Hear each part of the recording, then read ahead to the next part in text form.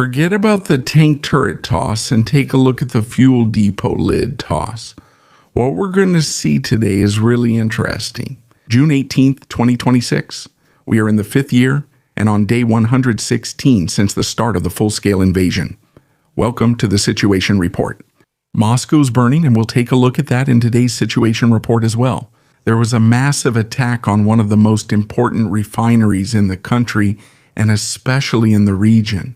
What we'll also take a look at is, of course, a brief outlook on Crimea, because interesting things are happening there at the same time. But right now, Moscow is the place to be, at least if you're a Ukrainian drone looking for interesting targets to blow up here.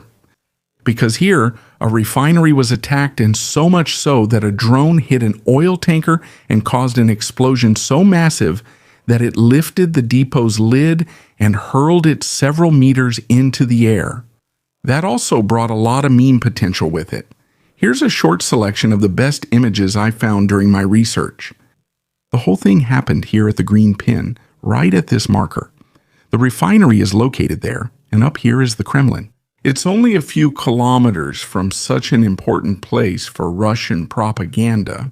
By the way, the Ukrainian Monobank is now seriously offering a new design for their credit cards. As you can see, there's a huge fire on the premises. What I also like quite a lot is this video where you can see the fire at the refinery. The huge clouds of smoke and a gas station employee already blocking off the entrance to the station. You really can't describe the situation in Russia any better right now. At the same time, anti-aircraft units are trying their best to fight off the wave of drones, but as you can see, only with moderate success. Most of them are equipped with AK-47 assault rifles, which do little to nothing. Meanwhile, someone here tried to shoot down a drone with a shoulder-launched anti-aircraft missile. But shortly after, the next drone can already be seen in the sky, approaching its target from a completely different direction. Here they're trying to intercept the Ukrainian drone with an anti-aircraft missile, but they fail. They miss the drone, which then continues to fly toward the repeatedly hit target. Here too, you can see a video in which multiple air defense measures fail, and slow, crudely made drones fly effortlessly through the airspace over Moscow. What is this man repairing on his lift? Of course, nothing at all, because what we're seeing here is a Russian air defense soldier who is supposed to fend off incoming drones while standing on an extended lift. While the internet keeps making memes about the attack, the Russian air defense soldiers are trying to intercept Ukrainian drones.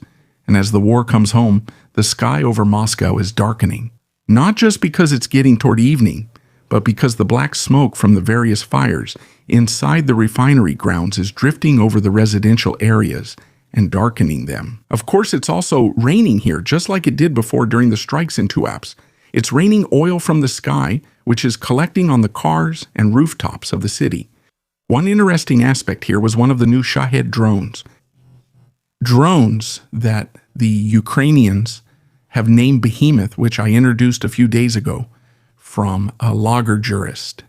And the fact that they are now in use shows how quickly planning, development, testing, and especially live deployment are now being carried out in this war. But the attack did not only involve drones, but also Ukrainian cruise missiles, which you can see here.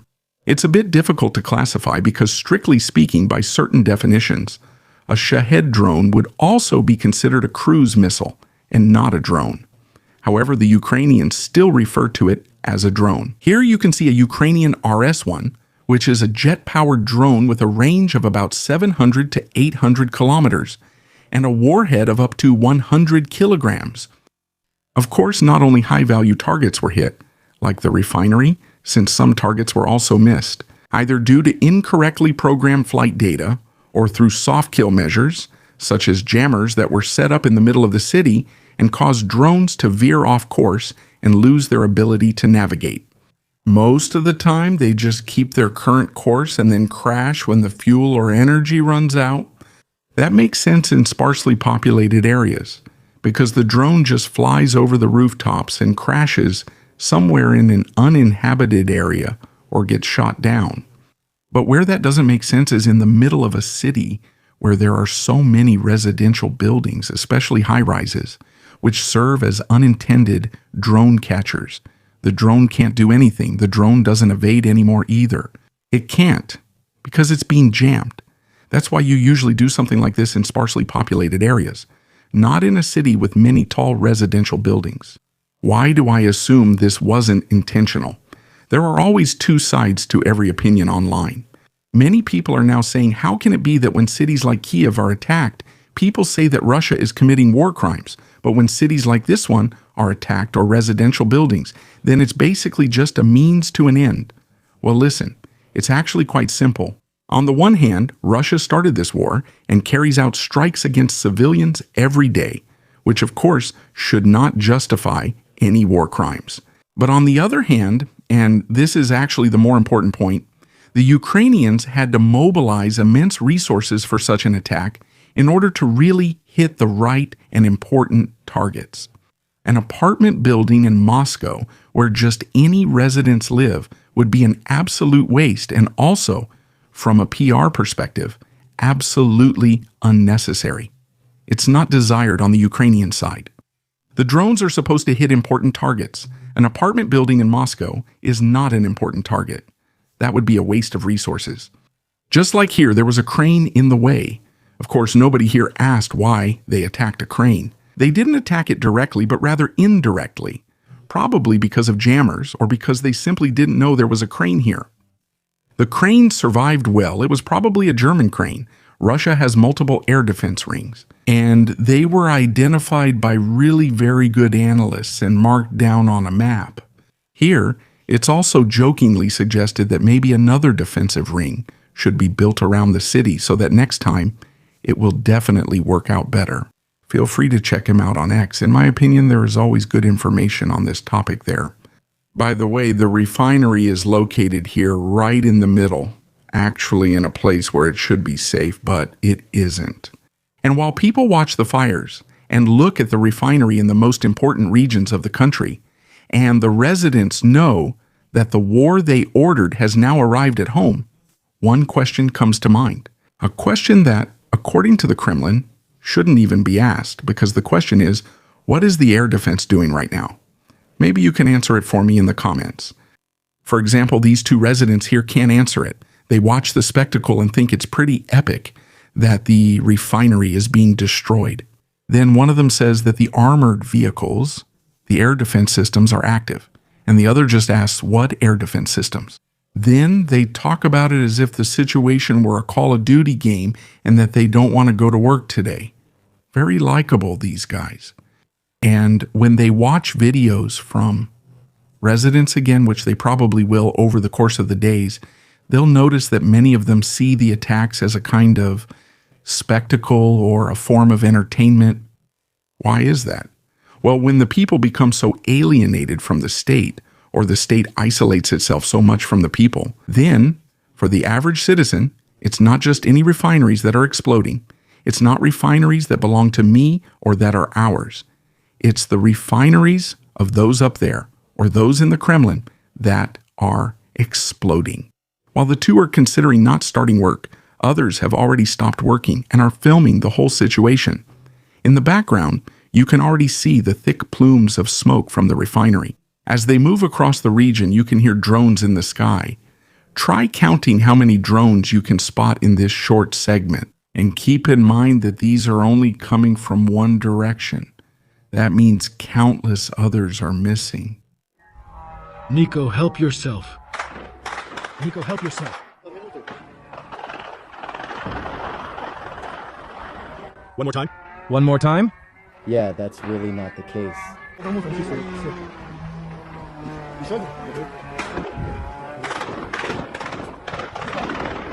That's really not the case.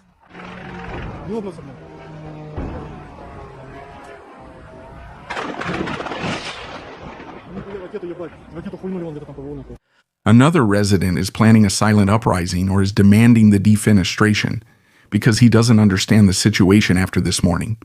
That's not the case. That's really not the case. Just one more idea that could be carried out. He suggests observing the situation for a few more days to see if it improves. If not, people should go together and, of course, very, very peacefully to the Ministry of Defense or the Kremlin to do it. No, that's not it. Was zur Hölle ist hier los? It's not like that. It really is like that. It really isn't like that. It's not. That's really not the case. It's about to happen soon, but not really, because the government is actually doing something. Here, for example, we see helicopters that are actually for, it's really not like that. That's how it is. That's really not the case. That's not it. That's really not the case. So, not the thing with the helicopter, but the thing with the water and the oil. Because you already learned that in elementary school, when the local fire department comes by again for fire safety education. What happens when you try to put out burning oil with water? The water forces its way under the oil floats on top, and then it starts spraying burning oil in all directions. And second, it flows much more easily around the area. And of course, it ignites other things. Mind you, it's still burning. So in the end, you're actually making sure the oil can spread even more easily. It's well-intentioned to try to put it out that way. I also kind of get the feeling that they want to act quickly on their own initiative here. But it's definitely not well thought out if they're really trying to put out the oil with that.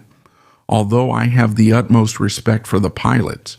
Because flying through a place where drones are operating and the air defense might hit anything else is something where I'd say you need balls of steel. What does Russian propaganda say about it? Here's a little excerpt from the show of our favorite propagandist.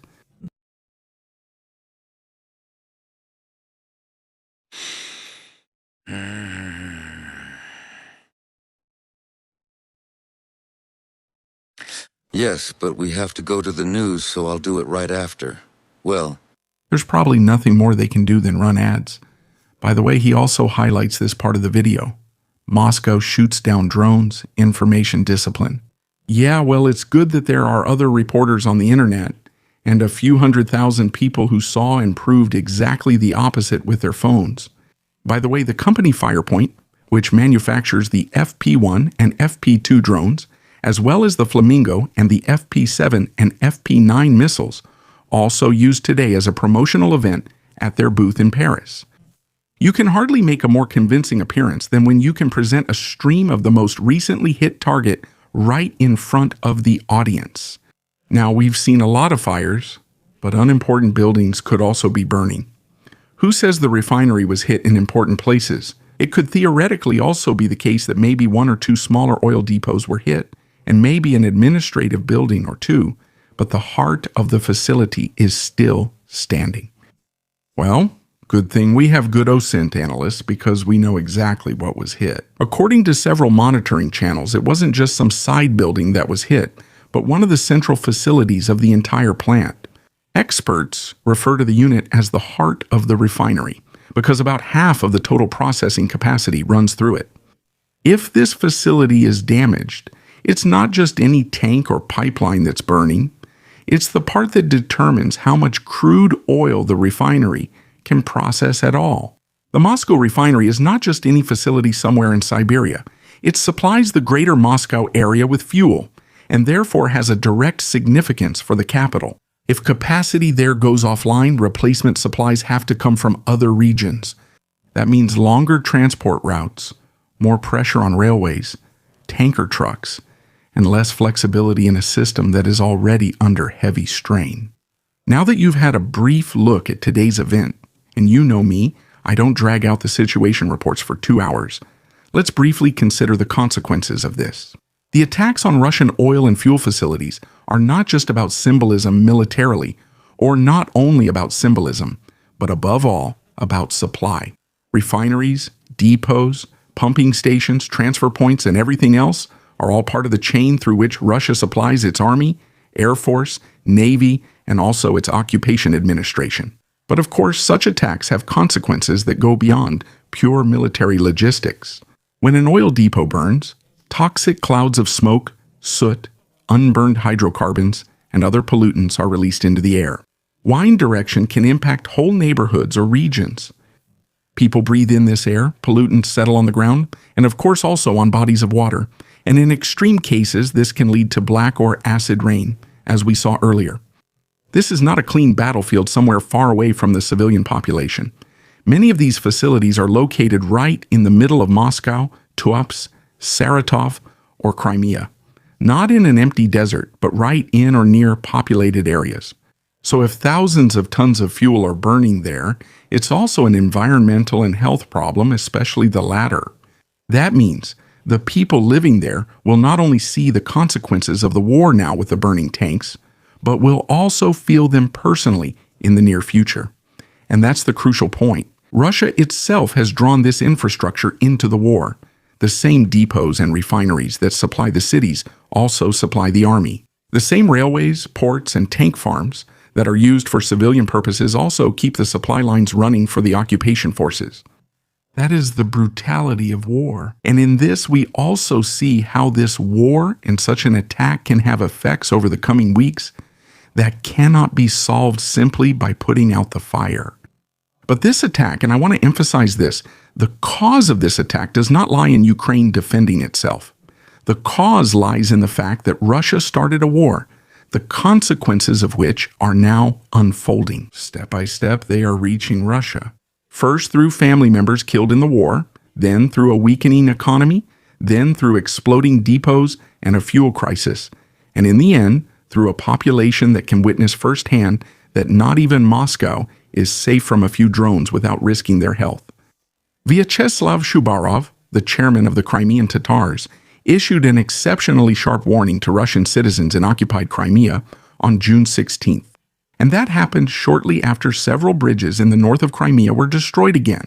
His message is quite clear. Anyone after the 27th. Ukraine considers anyone who moved to Crimea after February 27th, 2014, to be there illegally. Russian property documents, purchase contracts, administrative acts, and so on do not change that.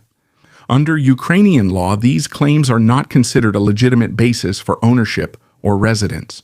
So he links this warning to the military situation on the peninsula. Ukrainian attacks on Russian airfields, air defense systems, bridges, fuel depots, ports, logistics hubs, and so on are increasing, especially in Crimea.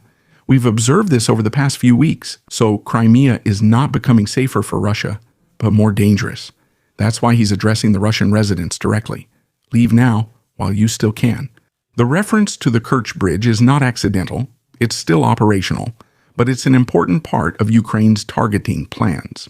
If the situation continues to escalate, leaving with a car and suitcase could quickly turn into fleeing without a usable main route. He also has a message for the Crimean Tatars themselves and for Ukrainian citizens on the peninsula. Safety comes first. Anyone waiting for questioning should not put themselves in unnecessary danger. This is no longer a normal political statement that we're reading here. It sounds more like some kind of evacuation warning before a new phase of the war in Crimea. And when someone like him says, "Go now before it might be too late," then you should at least consider why this statement is being made right now, either as a serious announcement or to cause panic. Thank you to all subscribers, channel members, and the Algo crew, with special thanks to Lieutenant Colonel Renica, Scylla, Dietrich, Freddie, and Meyerhofer. Subscribe, like, comment, and see you in the next report.